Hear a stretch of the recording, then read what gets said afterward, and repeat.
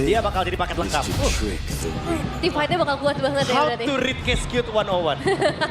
Udah mulai bisa ya terbaca dari skillsnya. Tapi itu dia, lengkap sudah berarti tuh drafting di game yang kedua. Match point ada di tangan RQ Hoshi, jadi tinggal butuh 1 poin lagi aja untuk Geekfam bisa membawa kita ke dalam game yang ketiga. Oke, tapi draftnya Nevin, apakah Nevin kali ini masih ke arah Geekfam? Masih untuk arah Geekfam. Wah, kalau aku sih jujur ya, kalau game pertama aku ngelihat Gatot Kaca dan Badang. Iya. Tapi game kedua aku ngeliat Faramisnya bener-bener susah loh untuk bisa dihancurkan. Kecuali kalau misalkan emang dominasi early gamenya bisa dimainkan sama Geekfam. Oke, kita bakal melihat apakah kekuatan mereka berdua bertambah setelah berbuka puasa. Mari kita langsung menuju ke lane out dan Soe Piala Arena. Mana tepuk tangannya? Let's go to the lane of down. Oke, dan ini dia untuk game kedua dari match kedua kita hari ini. Melihat bagaimana pertemuan Joy dan Suyo akan kembali lagi kita saksikan bersama. Tapi bedanya, Farsha dengan update terbarunya apakah dia akan jadi lebih agresif, dan Baleski yang juga sudah mulai memberikan gangguan jelas dengan Chow-nya. Oke, ditemenin ya. Ditemenin dan bahkan kita lihat kemungkinan akan ada retribution. Yes, itu dia. Kemungkinan akan ada retribution. Waduh. Karena kita melihat juga kondisi kali ini Baloiski di sana bisa dengan 1 hitnya dapetin ke arah orange buff-nya. Iya, setuju. Tapi ya sebagai kompensasinya tentu damage yang diambil sama Baloiski akan jauh lebih dalam juga. Karena itu adalah area jungle dari RRQ di bawah menit yang kedua. Dan kalau kita ngomongin emblem sedikit nih. Mungkin tertuju pada Festival of Blood ya, yang cenderung banyak diambil sama Dairen dan juga Toy. Karena emang dibutuhkan dalam team fight, tapi jangan lupa nih, untuk team fight participation berarti RRQ harus memperkuat team fight 5 di early game-nya nanti. Mungkin beranjak dari menit yang kelima, setelah nanti gerakan dari Setsujinya akan bermain di laning jauh. Iya ya, karena dari sisi lain juga ngelihat dari Geek sendiri, pergerakan cepat nih ngelihat dari Baloiski secara emblem juga ini bakal lari-larian banget mengincar dan mencoba untuk bermain pick off. Tapi jadi pertanyaan adalah untuk damage dealingnya nanti, karena kan kita selalu melihat kombinasi antara The Way of Dragon dan Burst Damage. Tapi hati-hati karena Rins. Oke, Rins kayaknya akan coba untuk membalikan kembali keadaan. Tapi Rins juga tidak akan terlalu takut dengan purify yang dia miliki. Dia masih akan cukup berani. Nah, Toy, untuk kondisi kali ini dia agak cukup terpressure tanpa harus bantuan siapa-siapa dari Kadera. Dia benar-benar diteken abis, dan bahkan kalau ngomongin ke laning phase, Kadera akan sangat lebih cepat untuk melakukan clear minion. Setuju sih. Ini early game yang manis banget untuk Kadera, berbeda dengan game yang pertama. Yang dimana dia nggak bisa main ofensif di laning. Sementara dengan adanya Harit, otomatis akan mempermudah early game bagi Geekfam di area gold lane. Mereka masih butuh sih informasi gimana caranya dari Idok ini bisa menutup jalan ke arah seorang Farsha, Nevin. Karena kalau misalnya Idok nggak nutup ke arah Farsha, ini tidak bisa kita pungkiri. Farsha ini akan segera dengan sangat cepat menyelesaikan Red Ram. Iya ya, dan ngeliatan juga bagaimana sekarang area setup turtle udah mulai dikuasai oleh RRQ Hoshi. Make it. Dipegangin begitu saja dan lihat satu bola Solstar berperas mendapatkan dengan Retribution Well taken. Menuju ke arah seorang Susuji tapi belum bisa di-cover, dan apa tuh Gotian. Dengan adanya Netherrealm di keluar meng-cover Susuji, tak ada sedikit pun goresan yang terlalu dalam. Iya, Lihat. dilarang menyentuh ya. Ya lagi-lagi kan EOG-nya untuk defensif loh. Bener-bener hanya untuk cover temannya. Idok lagi-lagi memanfaatkan utility yang dia miliki. Dan sekarang Make It. Oke, nampaknya di sana memasang menuju ke arah dalam. Make It terus sakit ke arah seorang Red. Tapi one last hit. Membuang di tangan dari seorang Make It. Dive in yang sangat tepat masuk ke arah dalam dengan purple buff di tangan dari seorang Make It. Karena kita tidak melihat adanya purple buff di tangan dari sosok seorang Susujin. Wah, itu cukup licin ya pergerakan dari Make It sendiri. Dan sayangnya tadi memang untuk Susujin, Retribution-nya lagi nggak ready, kehilangan 1 buah purple buff. Wah, ini kalau kita ngomongin soal purple buff yang tadi tentu di level sih. Dan Sejin dalam ancaman. Susujin tanpa ada satu pengawalan. Dia masuk terlalu dalam di dalam jungle. Para pasukan dari tim Geekfam langsung dipanis oleh seorang Aboy. Aboy dari tadi yang udah mendapatkan concern dari kita pribadi, karena dia adalah salah satu pemain yang cukup agresif sebagai mid laner. Aboy. Dan Farsha. Iya, ada Farsha gitu kan. Ya, Wings by Ditambahin lagi. Wings-nya tadi lebih cepat juga movementnya. Apalagi dengan gerakannya sekarang nih, menuju ke area dari Glowing One. Ya tentunya akan membuat nanti regenerasi dari RRQ nggak akan maksimal, Nevin. Ya untuk RRQ sendiri agak sulit memang buat early game kali ini. Terlihat bagaimana mereka udah kehilangan 2 pemain. Tapi sebenarnya ya kalau ngelihat secara keseluruhan, ini karena belum mulai team fight aja nggak sih, Prof? Karena nanti kalau misalnya team fight, bakal ada Netherrealm juga dari seorang Rins yang bisa memperpanjang team fight-nya. Dan terbukti tadi memang di third yang pertama, RRQ yang bisa ngedapetin advantage. Ya tinggal kita tunggu ya, apakah Electrifying Beats-nya bisa memecahkan semua Netherrealm. Karena kalau misalkan... Waduh, Cadera, baru lihat. Out of nowhere, Cadera. Kali ini berada di kondisi yang cukup berbahaya nampaknya. Dengan recall harus menukar belakang dari Paloski. Standby on position, target utama ke arah belakang. The power pop kembali dihilangkan begitu saja. Target utama mereka menuju ke arah serang Aboy. Aboy dan parahnya Feder Estre kali ini nampaknya Turtle udah di tangan dari tim RRQ sekitar 75%. Ya 75%, 4 pemain udah mulai mengitari area Turtle. Gold mungkin gak banyak yang bisa dilakukan. Tapi apakah akan ada pertukaran yang bisa dilakukan oleh Gigafam? Kayaknya pertukarannya mungkin ke area bottom lane. Karena Make It sudah menghadang di bawah sana. Tapi movement dari Make It bagus banget sih. Iya, karena gue setuju. dia udah tahu gitu loh, kalau Turtle kalah. Oke, Dia ambil ungu. tapi nampaknya Paloski bakal coba ditarik kembali mundur ke belakang. Dan sosok dari seorang Baby, target berikan seorang Rich ya, Nether Ram. Mau nggak mau trigger Nether Ram berhasil dipasang oleh seorang Make It. Membuat para pasukan dari tim RRQ mereka kehilangan satu utility-nya, Nevin. Oke, masih cukup aman kembali lagi. Rins bisa berjalan dengan tenang. Tapi pressure dari Aboy ini loh yang dari tadi gak berhenti-henti. Wah, tegang nih. Waduh, Deg-degan nih. mukanya serius banget. Aduh, gemoynya R7. Ya ini dia untuk MLIDX streamer bersama R7. Memantau ya dari kejauhan juga permainan dari RQ Hoshi. Karena untuk sejauh ini kita melihat lagi bagaimana dari bagian bottom lane-nya sudah mau jadi incaran. Om Chip.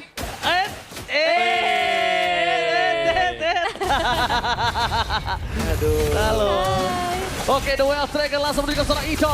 Cover sangat cepat menuju ke belakang. Avatar dia forward defensif, tapi Toy! One last hit Feather Strike tadi untungnya nggak langsung menuju ke seorang Toy. Kalau Toy dia terkena satu Feather Strike sudah hilang. Dia ditelan bumi, sudah dipastikan Evin. Ya bahaya banget sih pergerakan dari Toy. Tapi masih loh, masih make it. Banget Diambil mau lagi. tergangguin lagi dan dapat lagi bro. Tapi permasalahannya udah 3 purple buff diambil. Levelnya Sujin cuma beda 1 loh. Dan satu lagi, untungnya ini pakai Suyo. Iya, Nggak terlalu bener. depending ya. Gak terlalu depending dan masih bisa dijawab gitu loh sama kontes Turtle. Berarti tinggal gimana caranya, sakit banget tapi Oke, dipaksa dari daerah mundur ke belakang dan lihat udah mulai digoncengin oleh seseorang Cops. Bakal di following up dan itu dia Netherrealm. Mencoba untuk melakukan following up dan turun mundur ke arah belakang. Cops gak punya jalan untuk pulang lagi, harus hilang ditelan bumi. Riz kembali lagi menjadi satu penyelamat untuk para pasukan dari tim RRQ. Walaupun dia tetap harus keluarin Netherrealm-nya, but it's okay, totally worth it. Cuma jadi pertanyaan apakah dengan satu informasi ultimate tersebut The Way of Dragon. Oke, tapi nampaknya Purify telah dipaksa mundur ke belakang. Palus Peter maka begitu saja Make-It!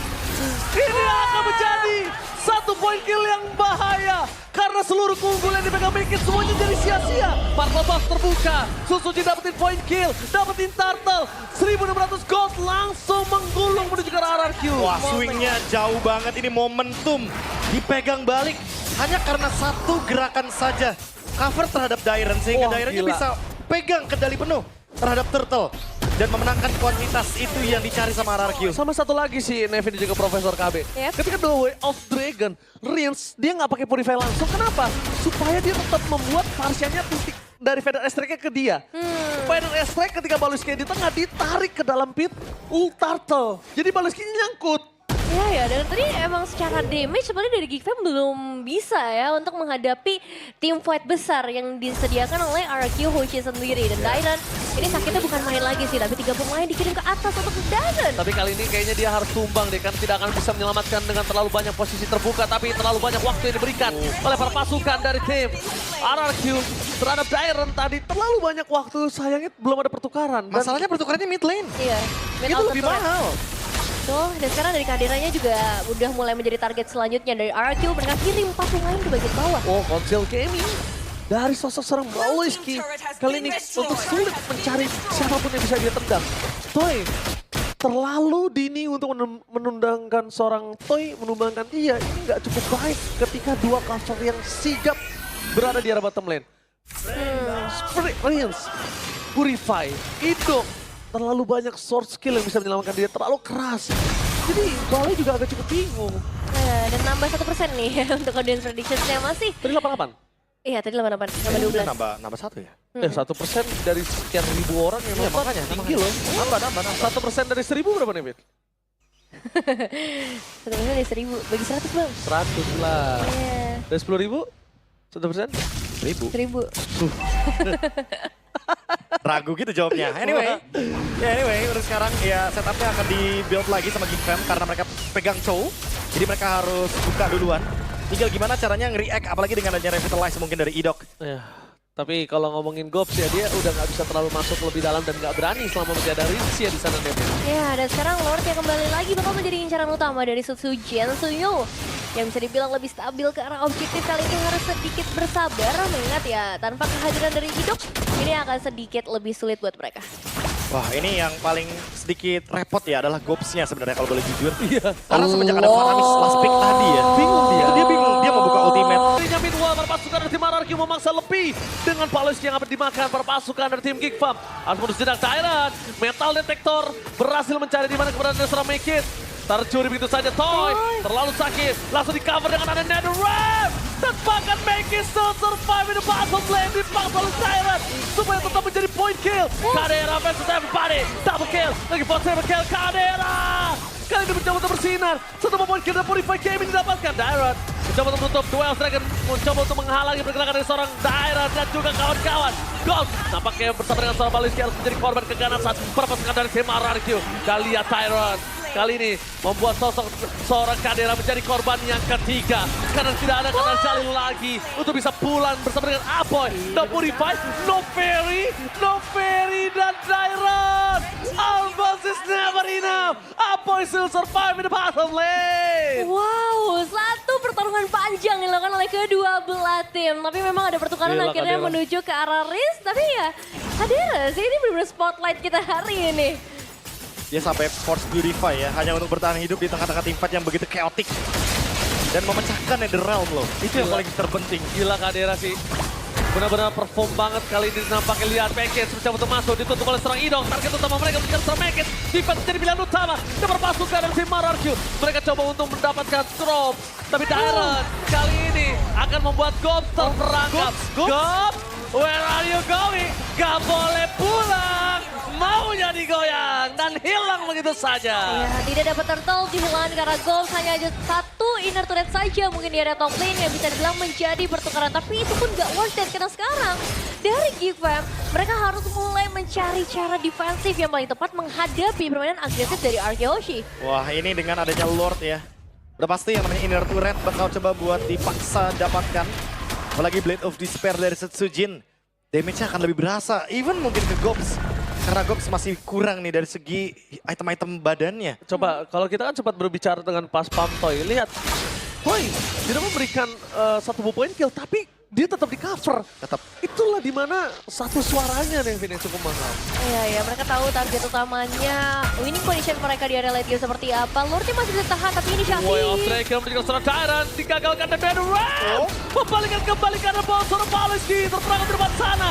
Satu point kill dengan Sky Visera, kita menggunakan seorang Baliski. Kadera harus mundur ke arah belakang karena Make It berhasil menuntaskan tugasnya untuk menyelesaikan long-term top lane. Ya, itu dia investasi ke arah Toy yang berhasil karena dengan satu hit saja Baloyski langsung menghilang tanpa jejak. Dan sekarang dari Mekes juga harus sedikit berhati-hati.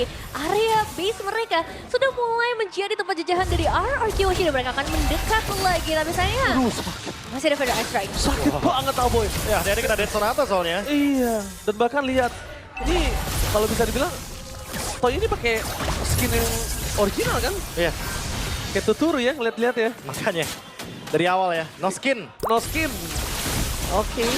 Tapi kita lihat para pasukan dari tim RRQ membuat para pasukan dari tim Geek Fam kali ini dari goldnya yang pernah sempat mereka pegang.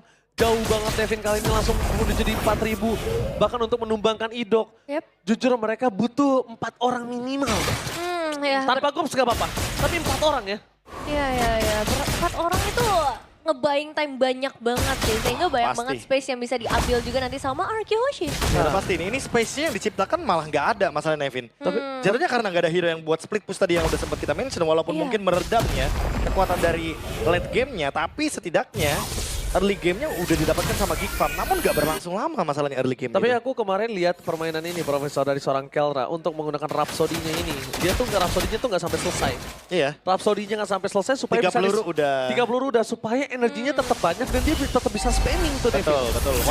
Walaupun Rondo mendapatkan energi lagi ya. Iya. Tapi Rhapsody-nya nggak 6 aja tuh udah bagus sebenarnya. Peluru terakhir yang meledak itu biasanya mengeluarkan cukup banyak energi. Dan aku melihat itu dari Kelra. Aku penasaran di menit kedua. Kelra bisa mendapatkan Hunter Strike. Menit kedua loh. Ya, itu bakal memperkuat team fight banget sih sebenarnya ya. Apalagi kalau misalnya sekarang ngelihat dari segi objektif yang udah mulai muncul, objektif Lord Susuchin udah pasti akan langsung ada di sana. Tapi yang jadi pertanyaan, ini mau trade ke arah mana lagi? Trade-nya kayaknya nggak akan kalah team fight sih. Tapi kalau Nevin sadar tuh lihat, Toy. Dipencet Rhapsody-nya nih. Tak, tak, tak. Nanti selesai. Udah. Tuh. Nggak sampai full kan? Iya. Nggak sampai tak, tak, tak, tak, tak, dar. Nggak sampai meledak. Cukup. Nah, biar dia bisa spamming lagi. Apalagi butuh team fight jangka panjang ya. Iya, karena energinya ada. Karena bisa di-cancel. Tapi depan sana Paulus yang play for defensive. Idok mencoba untuk mendapatkan serang Kadera. Fokus ke arah belakang. Idok akan taruh Kadera for defensive. Berhasil menyelamatkan dirinya, tapi nampaknya Paulus berhasil menendang satu orang. Dibalaskan dengan adanya Rizia dengan Dead Runs at the for design. 2 point kill. Lihat RRQ. Membalikan keadaan di mana Kadera udah tidak memiliki samaan force dan masih 1 point kill Kadera dapatkan. Kali ini membalikan kembali keadaan Kadera versus everybody. Kadera versus Sai bersama dengan Susujin. Lihat, mereka semua kebingungan untuk bisa menangkap Kadera dan bahkan Dairut sekalipun gak bisa memegang ke arah Kadera. Make it. Mencari di mana Susujin berada dan Kadera again. Kadera strikes again. Iya. Ini mengerikan banget ya. Pergerakan dari Kadera yang kembali lagi memukul Araki Hoji. Gila Kadera. Supaya nggak terlalu cepat mereka balik ke area Lordnya. Supaya ada waktu supaya Baloy dan juga Goms kembali ke area objektif. Udah ada lagi tuh sama sportsnya tuh. Ya, ini bakal team fight lagi sih seharusnya yang bakal dipaksa sama Geek Fam. Karena mid game mereka kuat banget. Mereka punya Joy, mereka punya Harit. 2 tipikal hero yang bahkan bisa langsung dive in ke belakang. Menyelesaikan Netherrealm dengan sangat cepat. Dan udah pasti tentu Toy akan terancam sekali. Ya, ini udah mulai tahan nafas nih permainan dari Kadera. Karena Dairon udah mulai mendekat juga. Gila, lihat damage yang diberikan sama Force. Mudah ke belakang dengan ada Netherrealm. Tidak bisa terlalu kuat untuk ke belakang. Riz hilang itu saja. Ke double kill Kadera. Again and again. Membuat perpasukan dari tim RRQ mundur Nevin. Wah, ini Lordnya bakal bebas, bakal menjadi milik dari Geek Fam dan RRQ. What happened? Kadera. Jujur Kadera yang merubah segalanya menjadi lebih indah untuk kali ini. Ya, modal Holy Crystal ya, yang tadi sempat kita mention. Kalau misalkan RRQ harus lebih kuat dari sisi early game-nya. Karena beranjak ke mid game to late game, ini kekuatan dari Harit dan Joy akan mencapai power spike maksimalnya.